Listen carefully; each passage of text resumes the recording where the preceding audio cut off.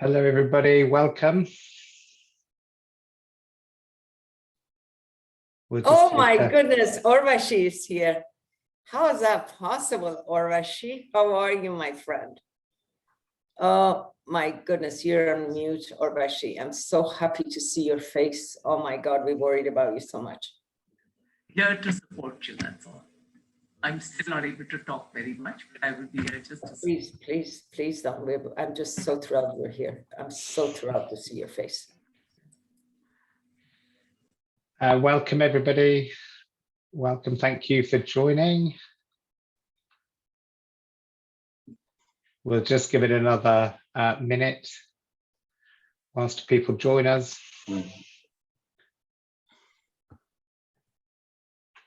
If I could ask everybody to keep their microphones on mute, please.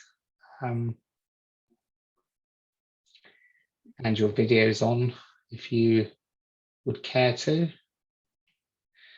We will be recording the session today.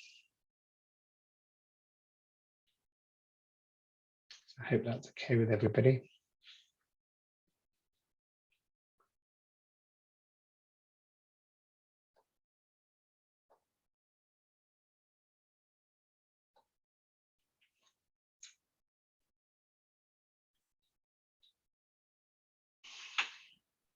Catalyst 2030 started life as a WhatsApp group among social entrepreneurs, connecting to envision real transformational change.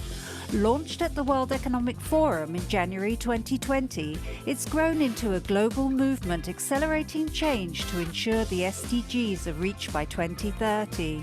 Fueled by passion, our 550 members working in 175 countries have collectively put in an amazing 50,000 volunteer hours, touching the lives of 2 billion people.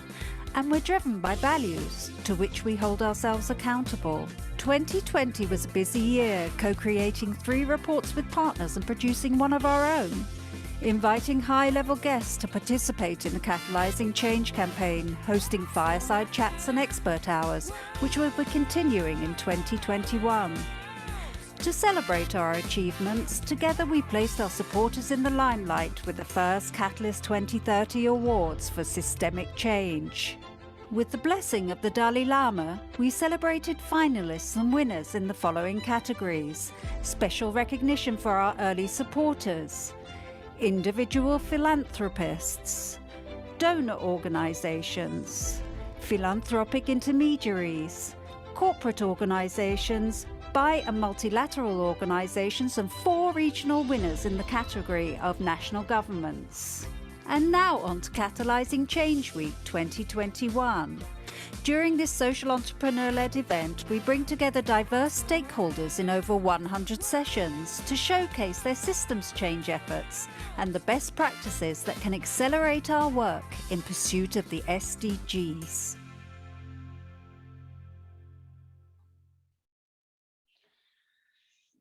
Okay, well, welcome everybody. Good morning, good afternoon, and good evening from wherever you're joining us in the world. Really delighted to have you here. I'd like to extend a really warm welcome to all of you, but also to our esteemed panelists today. My name is Matthew Patton, and I am part of the Catalyst 2030 Secretariat, and I'll be moderating this exciting session for us today. I joined Catalyst in January of this year, following more than 2 decades working to help philanthropists realise their ambitions to create change, and also with global corporations to help realise their sustainability agendas by developing strategic partnerships with charitable organisations. And of course, we're all creating social change, everybody here today. And so it's a great privilege to be with all of you social change makers here in this session. I've been immensely inspired this week by many people, conversations and their committed actions to make change happen over Catalysing Change Week. And I thought we'd really like to start off the session by inviting you to share in the chat what it is that inspires you, or what have you been most inspired about recently? What is it that helps you to get up every day to make the change in the world that you see to make your vision come a reality. Please do share that in the chat with us.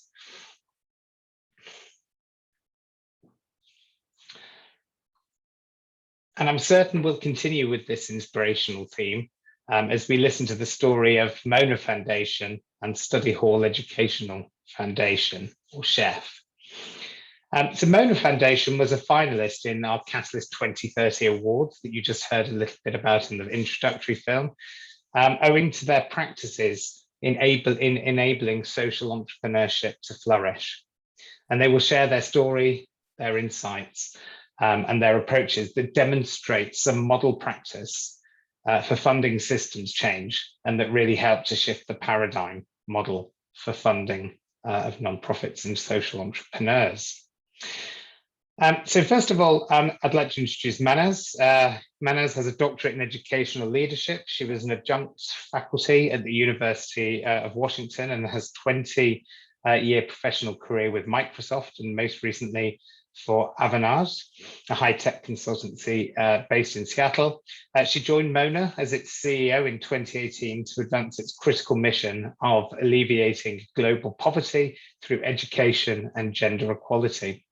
Mahnaz is one of the founding members of the foundation, passionate about social justice and access to education, particularly for women and girls, and has been involved in learning about global and social and economic development since the 1990s.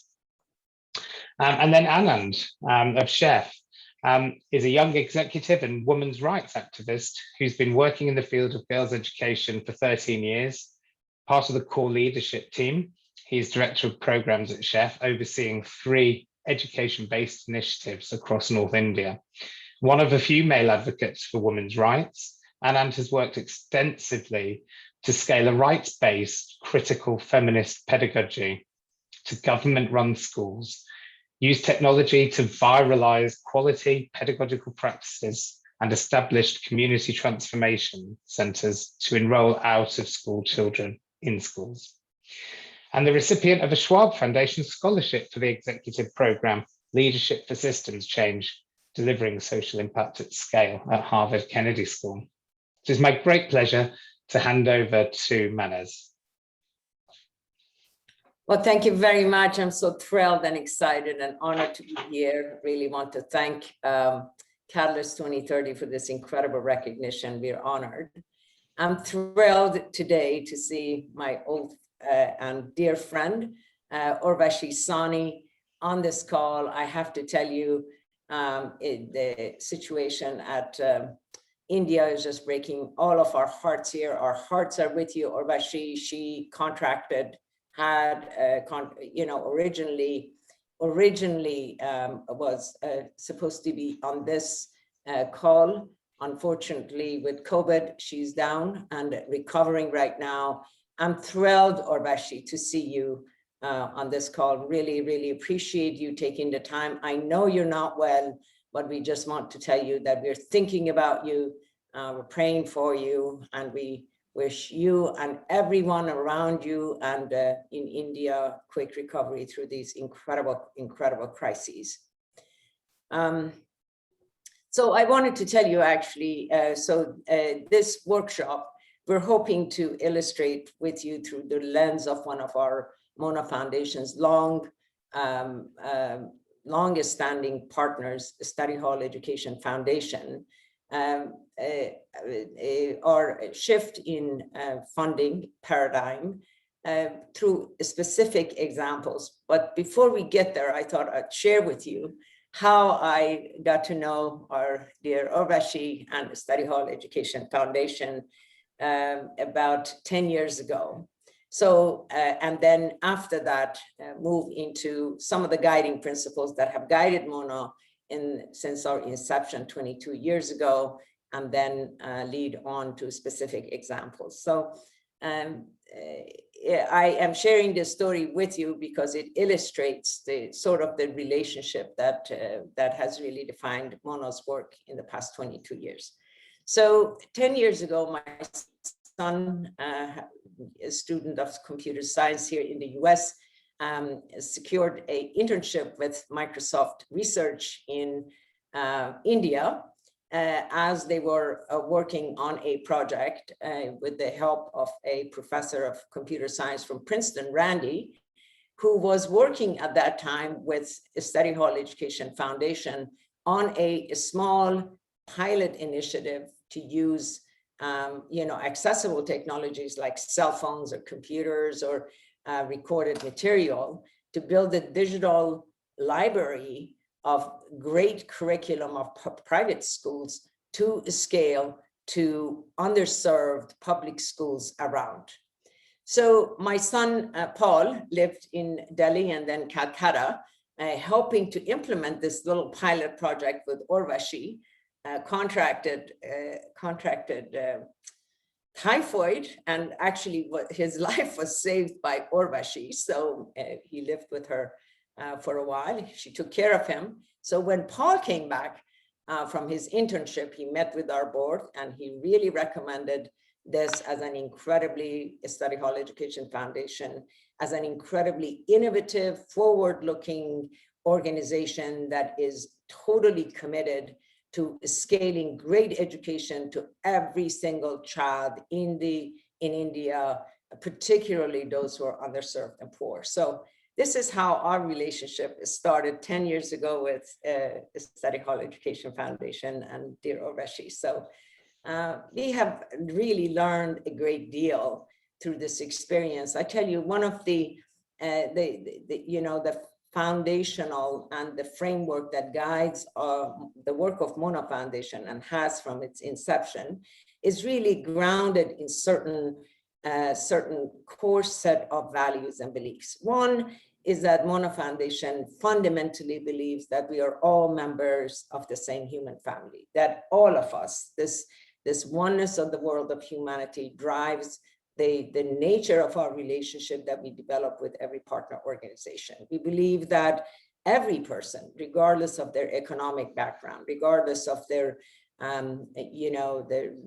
geography in which they live, they have the capacity, the right, and the responsibility to lead their own development.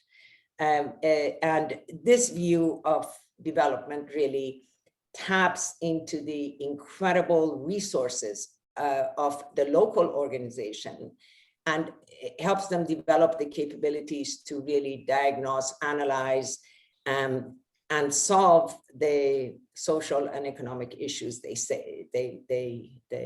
that faces them. So I think that it is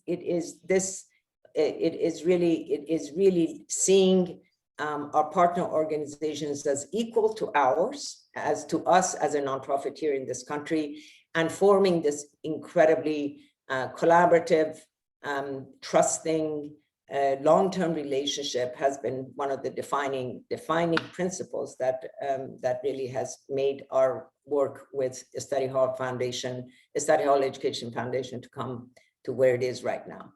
The other one is this, of course, universal belief that men and women are equal, but insofar as development is concerned, Mona Foundation believes that both must be educated, both, but particularly with a focus on education of women and girls, that they have, in order for development to be sustained and change to be positively sustained, is that women have to equally participate in the process. So providing educational opportunities, particular focus on their empowerment and elevating their station within the society, I think is the key to implementing our work. And the third, and I think that is equally as important, is our belief in coherence of spiritual and material. I mean, development is not all about infrastructure. It's not all about building schools and creating roads, but it is also about developing ethical and moral individuals that not only work towards their best interests, but also are committed to service and the betterment of not only themselves and their communities, but ultimately about their nation. So development, so these three have formed how we define our work and how we collaborate with the partner organizations that we select. It has transformed our relationship to one of collaboration, trust, long-term relationship, and a sort of relationship of reciprocity in a humble posture of learning. We believe that we're all learning how to build this global model of development where every child is educated, where no mother has to choose which child gets to eat that night, where no mother loses a child because of preventable diseases, and where no meaningless wars take away our kids from us. And so I think that today's workshop, our hope is that through specific examples, through the lens of our partner organization, Chef, and in this case, Anand, who is the program director of Chef, we will be able to illustrate for you how our approach to development and the nature of our relationship with our partner organizations has enabled and empowered our partner organization to scale such that in 2020, despite incredible COVID crisis and this pandemic, they were able to reach and educate more than 2 million students of the least served in the country. And thank you, Mahnaz. And really wonderful to hear some of those principles coming out and being applied to your practice as a foundation. Things that we've heard through Catalyst 2030 community are really important as enabling factors to allow social entrepreneurship to flourish. So long-term funding, trusting in those that are proximate to the issues, being collaborative, and equity in that relationship. So great to hear that. Anand, so over to you. How does that work in the field, and how does that benefit the work that you're leading for the for Chef? Thanks, Matthew. Before I just go into that, let me just quickly introduce myself. I'm Anand. Matthew gave me a very flattering and a very long introduction. I don't know if I deserve it, but I will just quickly tell a few things in addition to what just Mahnaz mentioned. The Study Hall Educational Foundation is a 35-year-old organization. We turned 35 this year. Of that journey, Mona Foundation has been with us for the last 10 years. And I have been lucky to be part of that journey, both from a very on-field presence to also communicating with Mona Foundation and seeing this relationship evolve over the years. So what this, coming to the question, what this looks like, and I would like to present a little, very quick, I promise everyone it's not like a typical presentation. It's just a few images that I want to show you to give you a more context of what that looks like. So what Mahnaz started with with the project Digital Study Hall that started with Randolph Wang. Digital Study Hall started with a very simple idea that teachers become good teachers when they see better teachers in action in classroom. So that's the only way teachers learn. So Digital Study Hall as a project believed in that and recorded video good teachers, model teachers in well-resourced classrooms and taking those videos to remote school. What that looked like typically was something like this. So there'll be a classroom, we'll set it up with a television, and a typical classroom will look something like this. Of course, there were a lot of challenges to be dealt with, like electricity and power backup and visibility of television. And all of these challenges, we slowly were able to understand how we need to remodel all our content. And Mona was a very active part of that envisioning as well, and how this needs to transform. So we were able to, going from 24 schools in 2010, we expanded to, by this year, into 18 million viewers, learners who are coming to our platform and learning, which is basically an open YouTube channel where we put all our innovations in video format. So this is just to give you a very quick overview. We have around over 1,000 video lessons. We also have critical dialogue. We're going to come back to that, what these are. We have short films, other kind of resource material which are produced within Study Hall Educational Foundation. The next project that I would talk about, first one was Digital Study Hall. The next one is Arohini, which takes learnings and the pedagogical learnings from Prerna Girls School, which is a part of Study Hall Educational Foundation, also supported by Mona Foundation, for girls coming from very underserved background in urban in urban slums or urban villages that got encapsulated into the due to the urbanization, they got enveloped in the city. So there is a different pedagogy used, which even in the introduction, Matthew mentioned, critical feminist pedagogy, which builds a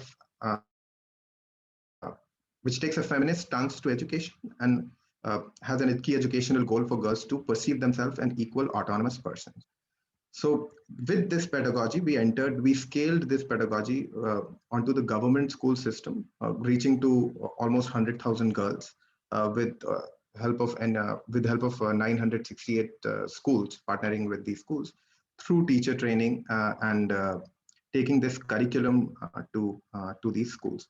Of course, this curriculum alone is not the only part of it. There are also there are components to this curriculum that go along with it. There is the whole module about how we work with community. There is an annual campaign which goes not just to the community, but also to the faith leaders and local law officers and police officers, district magistrates, to get everybody to rally together for the grave injustices that happen in the lives of girls. So one of the key ones that we see around us is child marriage. And as you can see, in 2018, we were able to achieve 0 child marriages in all of these 100,000 girls that we were reaching out to.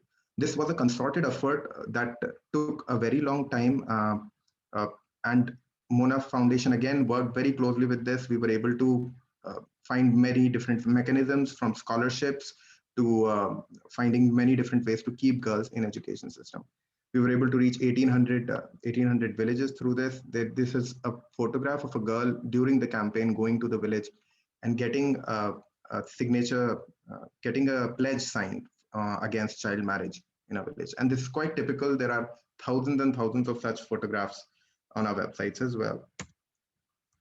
There's also, we were able to transition 93% of the girls from class 8 to class 9. So the schools that we are working with, Kasturba Gandhi Balika Vidyalaya, they are upper primary school.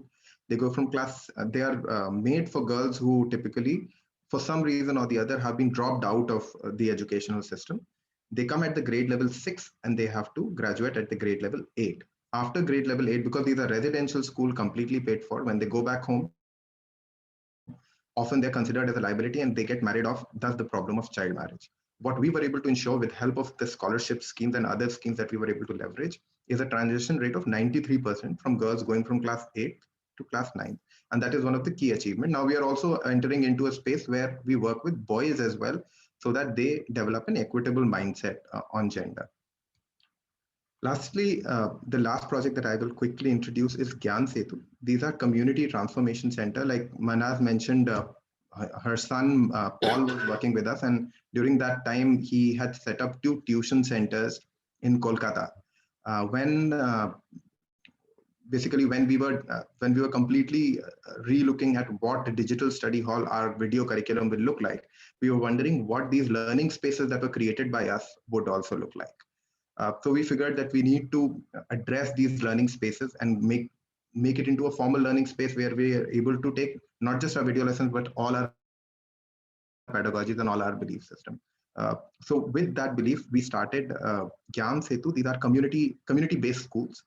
These schools are set up in the community so that children can come and it's not far from them. The teachers are also recruited locally, so that if there is a dropout, the teacher can go and follow up with the family why the child is not coming to the school. There are also the teachers that we often get in the communities. These are again urban slums or remote villages, may not necessarily have the education to be a teacher. So there is a very strong teacher training module in this, where every month the teacher comes to the program team and we have a training and each child is tracked. It is a very data-driven process of keeping children in school. Of course, the teaching cannot be a data-driven process, but each child is tracked for by the program team, and a customized level-based curriculum is created for each child. We also focus on transitioning these children onto the formal school system as they graduate from our centers, which is a grade 5 level graduation. Many children keep coming even after the transition because they like the atmosphere, the pedagogies, and the general energy of the center. We also have counselors, trained counselors, go into community and address the problems. Again, one of our key focus is on gender, and with the women and the men of the community to have constant meetings of making sure that everybody is safe and there are no cases of domestic violence or grave injustices. This is what some of the centers look like. Some of them work in open air, some of them are constructed into small rooms depending on the community and the places available. Some teachers also use their own garden spaces and their own homes to provide this space. With this quick introduction, I will rest and I will give it back to you. Thank you, Anand. And I promised a continuing theme of inspiration there, and people were speaking to that point in the chat. So, huge amount of impact. Matthew, if I may, just wanted to comment here. And I think that speaks to the importance of the long-term relationship and the trust in the organization to lead their own development. The 3 examples that Anand brought up were all ideas when we started partnering with them. They were ideas. There were no, it wasn't, the digital study hall was an idea of leveraging technologies to scale. The Arohani Girls Empowerment Program is all an idea about how do we bring about equality and provide education. But it's been trust in the local organization and their mission, and establishing and maintaining a long-term funding relationship without, that has really enabled them to experience, to test, to learn through experience, and over time improve year on year. And I just wanted to put that out for everyone on the call to sort of as a great example of the shift from short-term funding to the long-term funding, to the short-term partnership to long-term, that it really enables the organization to learn, to scale, and to accelerate, as it is the goal of 2030, Catalyst 2030. And of course, thank you, Mahnaz. And so building on that theme, there's been an enduring and long-standing partnership between Mona and Chef, investing for more than 10 years. So what has been the key to that success of that long-standing relationship? The question to me? Yes, to you. Sorry, Mahnaz. Yeah. Yes. Well, again, I think that first of all, the Mona Foundation belief and our approach to development that has really taught us over time that development takes time. Development, sustained change and making a difference takes time. You cannot achieve change. Urvashi is looking on right now.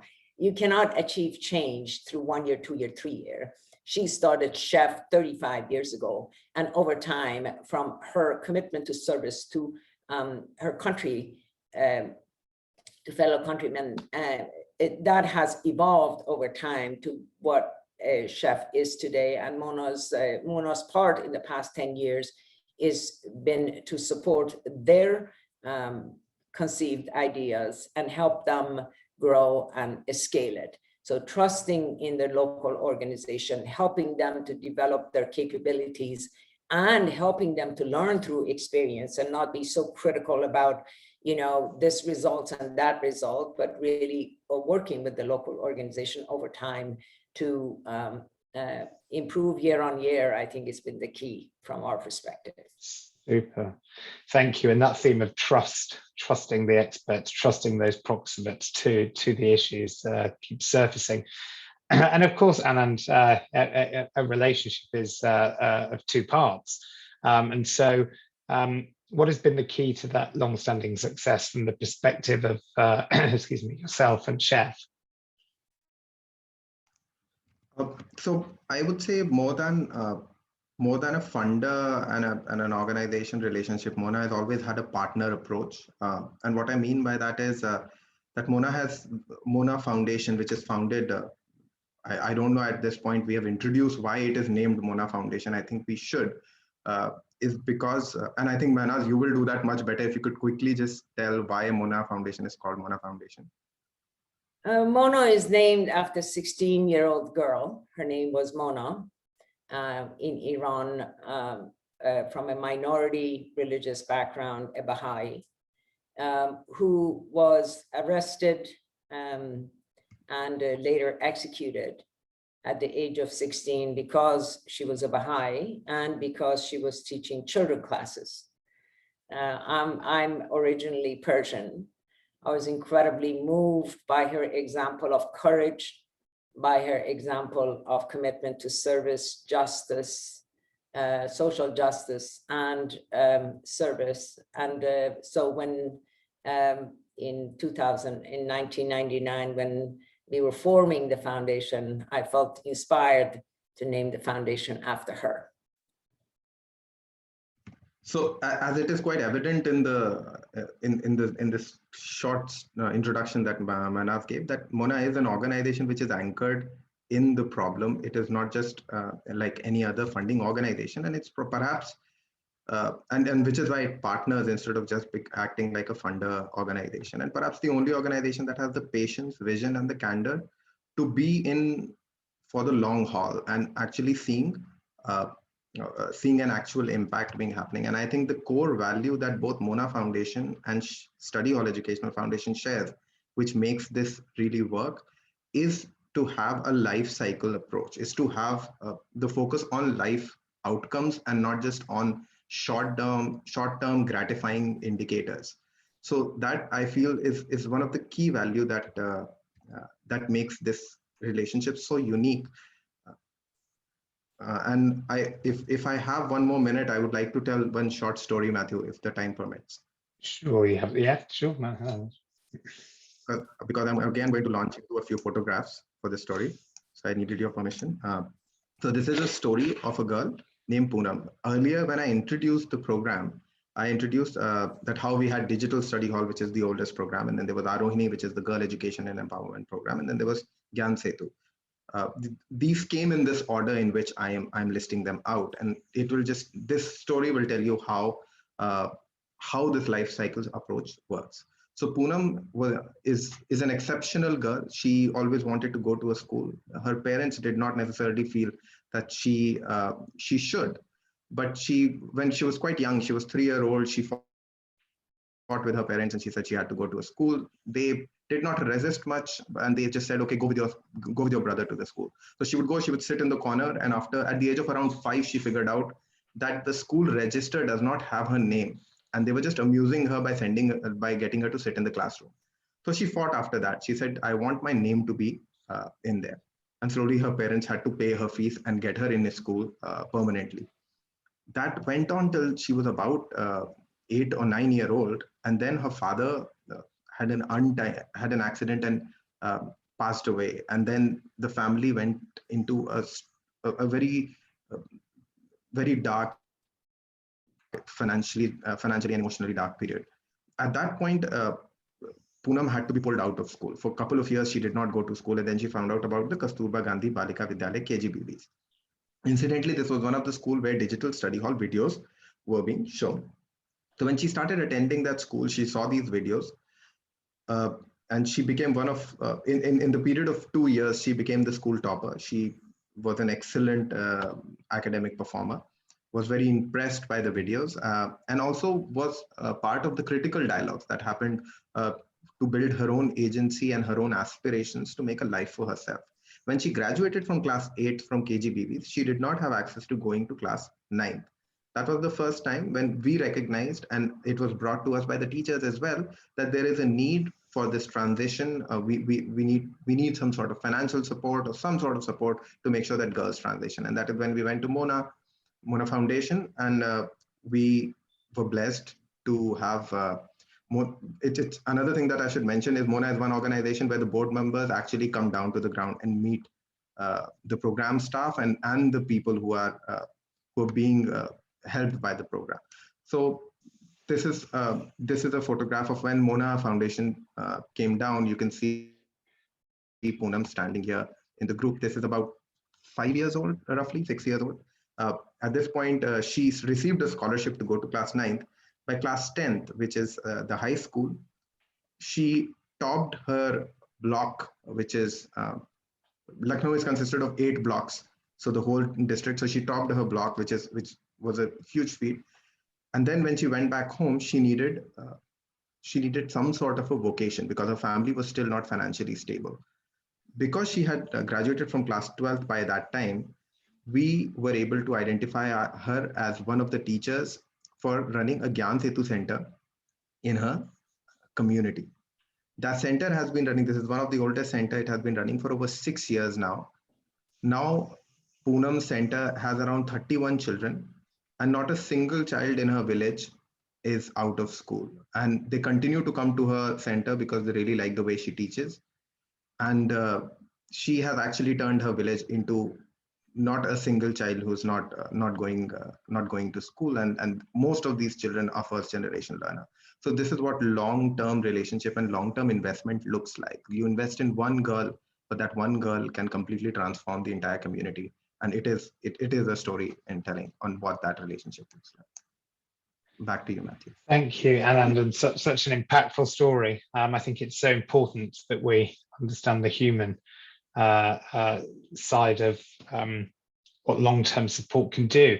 And that leads us on to our next question. So there's always this debate about long-term versus short-term support, and we know in order for to make real change and to have real impact, that people do need to be in it for the long haul. But what happens when the funding is short-term? What happens when it's the other side of the coin? And how does that affect the behavior of the organization? And Anand, I'll come back to you to answer that briefly, if you will. Yeah, thank you, Matthew.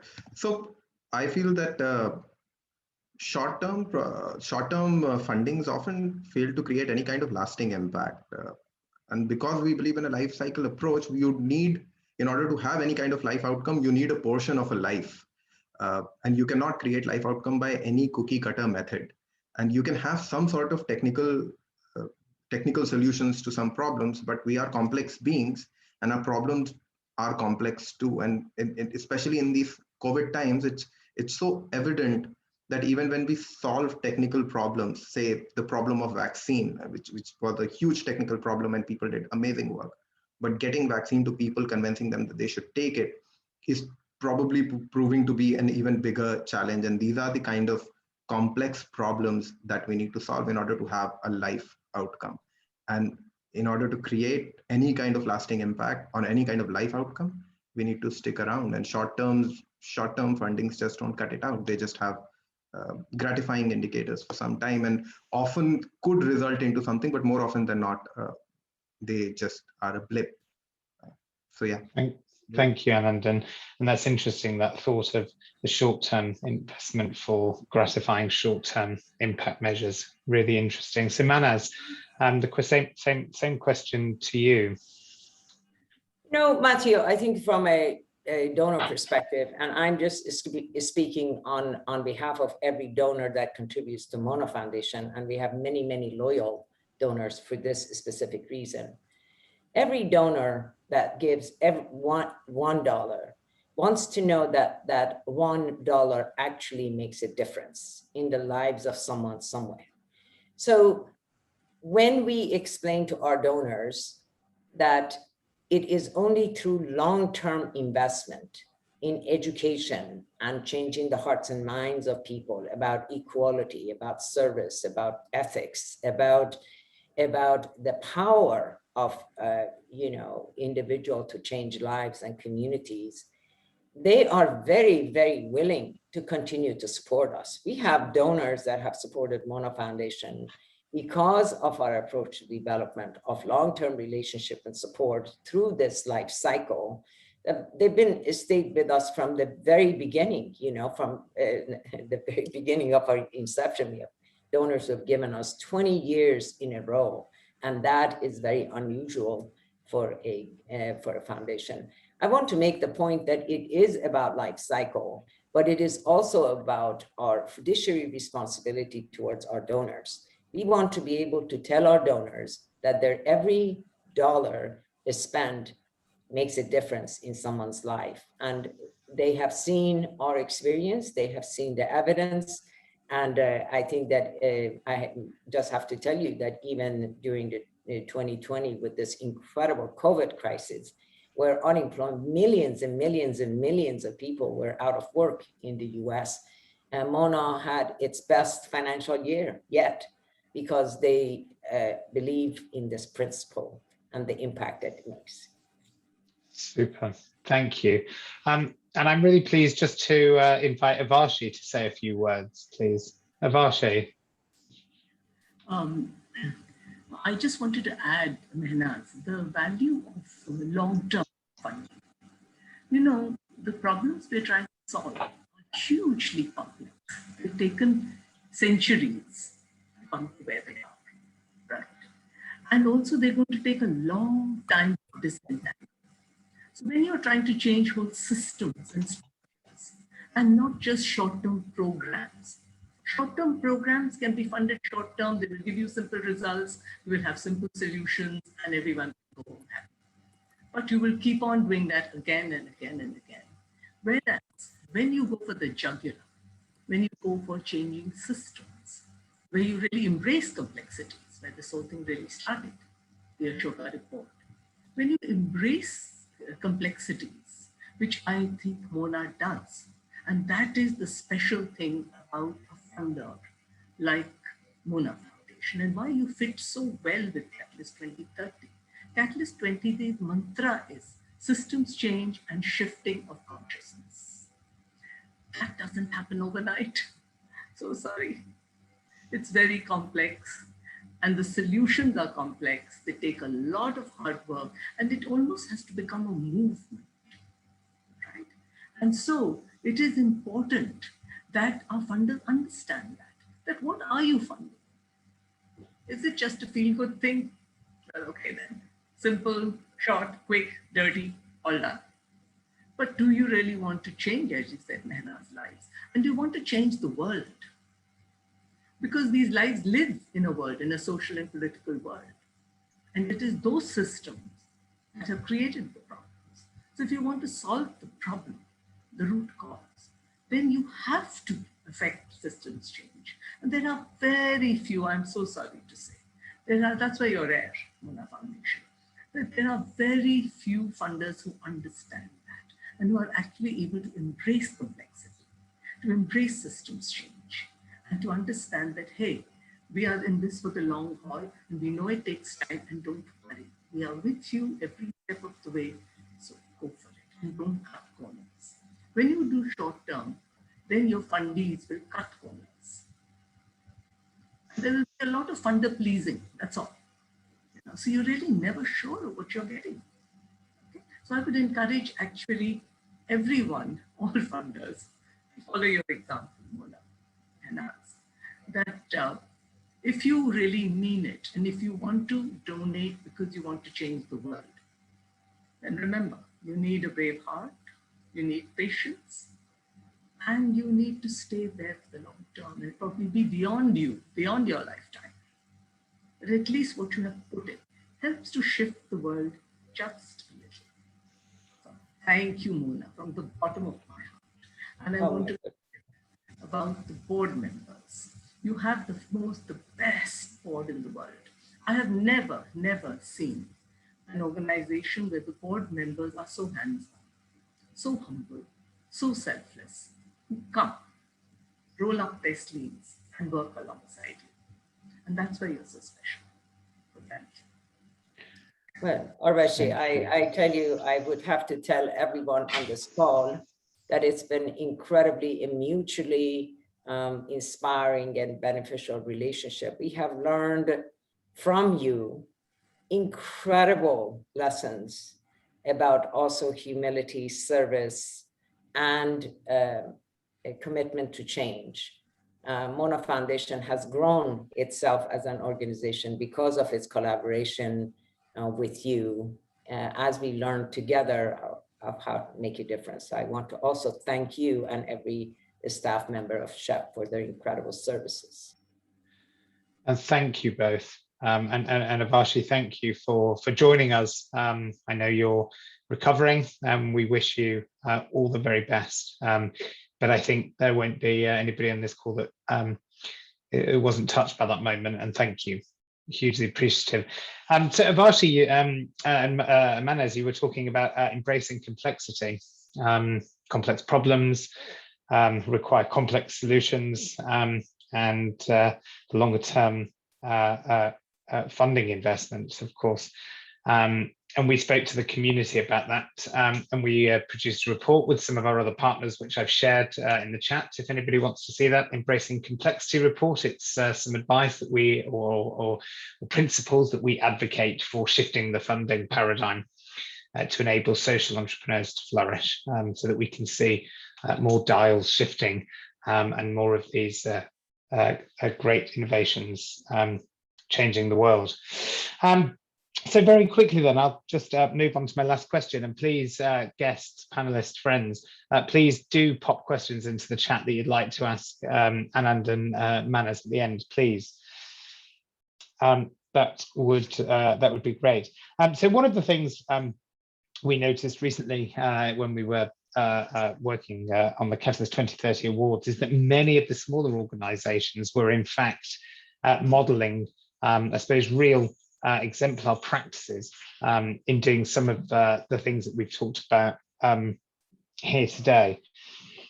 So what part then do smaller organisations play in shifting that funding paradigm of those non-profit funding models? So Mahnaz, I'll ask you if you could briefly, maybe in 30 or 40 seconds, answer that question, please. I think that a lot of nonprofits, every one of the nonprofits I know wants to do a very effective, a wonderful job in exercise, in doing their work. Many pay a great deal to hire professionals to consult with them on what partner to select and what to fund and how do you measure, success and so forth. My advice to each and everyone is that if you want to be very, very efficient, if you want to be very, very effective, and if you want to make sure that every dollar you invest actually goes to somewhere that makes a difference, find a trusting local organization and invest in them and consider them to be the most valuable consultant to you as a nonprofit of how to execute. I think that is, and that has very little to do with size or the dollar is spent. It has to do with leveraging a funding model that taps into the local talents of the local resources to address their own issues. And that's the only way we know of to sustain change over time. Mahnaz, thank you. I'm sure there's I can see lots of nodding heads in agreement here. I'm sure I'd like to bottle those words for you. And Anand, if I can move to you. Thanks, Matthew. In my opinion, it is these smaller donations or smaller funding organizations that fuel radical ideas. Most big funders often look for proof of concept, ability to spend money.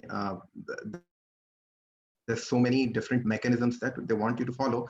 It almost feels like that they are not so invested in the problem itself as they are in the nitty-gritties of, or just the operationalities of it. But I feel that often the organizations that are comparatively smaller than, and when I'm saying big, I'm saying multi-million dollars worth of investment that some organizations do. I feel this comparatively smaller organizations understand the urgency of why these problems need to be solved. They care about the problem to be patient with it. And I think, I feel like once you care about something, then you then you do become patient. Like, and then a great example of that is our own children. Like, we are immensely patient with them no matter how they act, and we don't give up on our children. And I think it has to be a relationship of care, both from the funders and the organizations that are implementing the projects or the ideas. So that I think is a key value that needs to be probably present throughout. But it is the smaller organizations that have more candor to fuel ideas that are, like Mona did with the ideas that are very nascent, and then take them to the end. Thank you, Anand.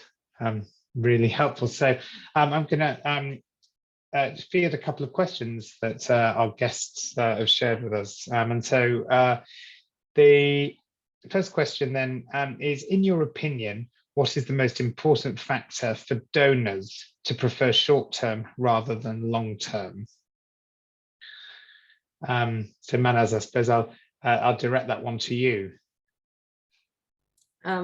Matthew, so what I heard you say is that would you repeat your questions again? I wasn't quite sure. I didn't quite follow. So in your opinion, what is the most important factor for donors for preference over short-term rather than long-term? Honestly, from a perspective of donor, when they give you the fund as a trusted organization, they really are asking you to make critical decisions of whether a grant is short-term or long-term. To us, they are looking at, our donors are looking at us to tell them what actually works in the field. And that is, I think that is the wish of every donor. I don't believe that donors prefer short versus long-term. Donors prefer impact versus waste. And I think that once you, as a donor organization, once you assure them of your approach, and once you show them the impact, once you show them that that is how it works in the field, and they're very happy to support you long term. Thank you, Mahnaz. And Anand, from a doer perspective, do you have any thoughts on how the doer can influence that short-term versus long-term dialogue? I remember internally, whenever I've had a discussion with some of my team members who do communicate with the funders, we've called it that often there is a scope of donor education as well, in the sense that taking the voice from the ground, what needs to be done, and funneling it back to the donors and telling them why long-term investment or the kind of investment or the kind of flexibilities that are necessary to actually work on the ground.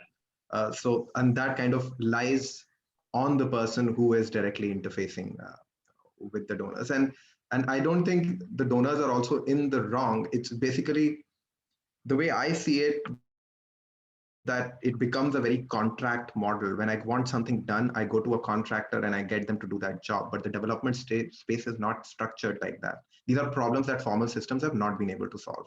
So that structure of having contractual relationship cannot exist in this unstructured space.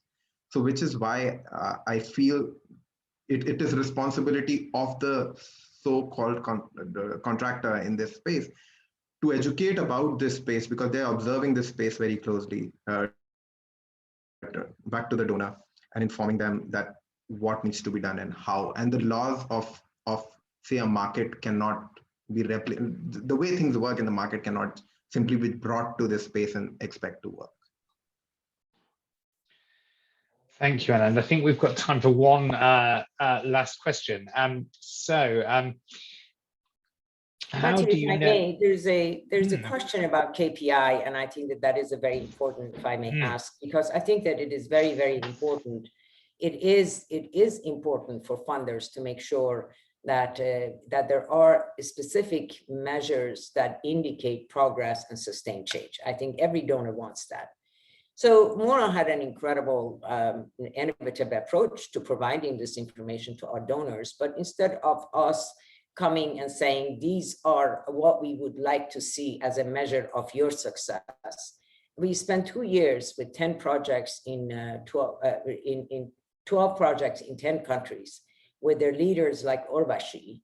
And together we came up with what we call a monitoring and evaluation framework, Mona Foundation Monitoring and Evaluation Framework, a field perspective on sustained change. And that's a document I'm very happy to share with everyone. So together with our partner organizations, we agreed on certain metrics, both objectively and subjectively, as in the case of most significant change stories, to indicate progress. So does Mona report? Absolutely. Do we track? Absolutely. Do we measure? Yes. But it is not what we impose as a funder to our organizations. But together we have agreed on certain things that from the field perspective actually indicates progress. So I'll just give you an example. Child marriage. Okay, so what is the outcome? What would we want the impact of the impact of education be? Yes, we would love to have engineers and doctors and so forth. Yes. But it is also as an indicator of success in a specific country, India. Prevention of child marriage is an indicator of success, is indicator of sustained change. That translates into community transformation. So instead of saying how many students did you graduate, we also ask the questions of how many child girls did you prevent from getting married at age 12? And these are the measures that we develop together with our partner organizations. If I may quickly, Matthew, just 10 seconds, Anand. Yep, sure. Add one little thing, because I think it's misleading what I said earlier. Of course, measurement is important, and we do all kinds of measurements that typically any funder would ask. But what I'm trying to emphasize is not to stop at that, not to take that as the answer. And again, I go back to my example of a child, and this is not my word. Dr. Sani used to say this, is that we don't teach child everything that we can measure. So we teach children so many things. For example, we teach children not to walk away with strangers, and we have no way of measuring whether they're doing this or not when they're alone. But we teach it because it is the right thing to do. It is a necessary thing to do, not because we can measure it. So doing the right thing may not necessarily be measurable, but that does not make it the only thing we do which we can measure. Thank you, and thank you, Anand. And a huge thank you to both of you, particularly Mahnaz, for sharing some of the documents that Mahnaz has worked on around this subject of measuring and a handbook. A huge thank you for being so open to share those with the guests here today. Thank you for everything you're doing to support Chef and to support social entrepreneurs and systems change. Anand, it was an absolute pleasure to have you here with us today to talk about the impact, to talk about the real behaviour change that long-term support can affect in this way. And I think our huge debt of gratitude must go to Avashi, who has been terribly unwell, but thank you for joining. Thank you for saying a few words. Hugely poignant and insightful as always. I think this has been a really wonderful session. I hope you've all enjoyed this. I'd invite you all to click in the link and do the feedback for us. And please do join more of our sessions later today or tomorrow as we finish off with our last day of Catalysing Change Week. Thank you once again, Anand and Chef, and to Mahnaz and Mona, again to Avashi. Thank you all for joining us, and hopefully we will see you in a session in the next day or so. Thank you, everybody. Thank you very much, Matthew. Thank you very much, Matthew, for moderating. I know this is not your job, and you stepped in. We're really grateful, and Jeru and Catalyst 2030 for your recognition of our work. We are honored. We commit to Urvashi and all the other 21 organizations in 12 countries that we support our very best on behalf of every child with support. Thank you for your time, and thank you for attending. Wonderful. Thank you. Goodbye. Thanks, everybody.